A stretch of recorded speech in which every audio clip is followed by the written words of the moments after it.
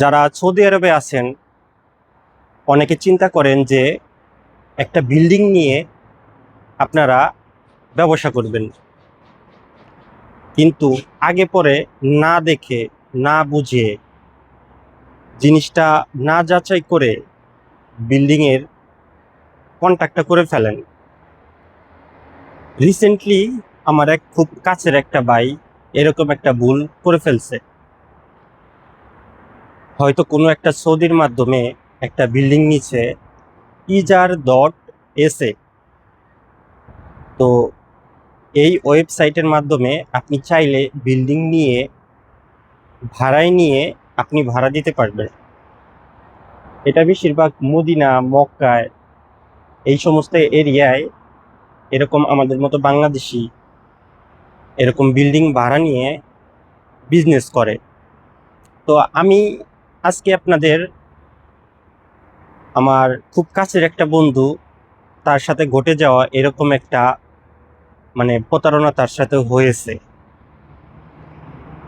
সে একটি বিল্ডিং নেওয়ার পরে ওই বিল্ডিং এর মালিকের গত 1 বছর আগের বকেয়া বাকিগুলা আমার ওই কাছের লোকটার নামে চলে আসছে। তো লোকটায় কিছু না বুঝে না শুনে কারো কাছে না জিজ্ঞেস করে তো ভয়ে দেশে চলে গেছে।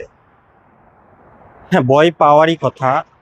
2,10,000 রিয়াল তো বকেয়া চলে আসছে, কি করবে চিন্তা করে অনেক কিছু ভেবে অসুস্থ হয়ে দেশে চলে গেছে ছুটিতে। এখন সে আসতে চাইতেছে, বর্তমানে তার নামের উপরে থেকে এটা টার্মিনেট করা হয়েছে, তবুও সে ভয় পাইতেছে।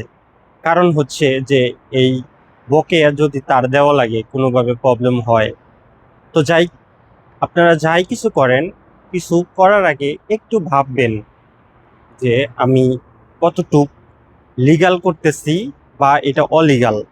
লিগাল আর অলিগালটা একটু যাচাই করবেন প্রথমত। এটার পিছনে একটু ব্যাকগ্রাউন্ডটা একটু ঘেঁটে দেখবেন যে কাগজপাতি ঠিক আছে কিনা। এটা হচ্ছে বেশিরভাগ আপনার নাফাত নাফাত এর মাধ্যমে একটা ভেরিফিকেশন কোড দিতে হয়। কোডটা দিয়েই এই বিল্ডিংটা নিতে হয়।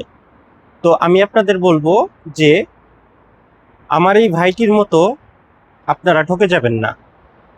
কিছু করার আগে একটু যাচাই বা রিসার্চ করে দেখবেন যে এটার পিছনের কাগজপাতিগুলা ঠিক আছে কিনা, যাতে পিছনে যদি কোনো মামলা মোকদ্দমা কোনো কিছু থেকে থাকে সেটা আপনার নামের উপরে যাতে না আসে। Thank you.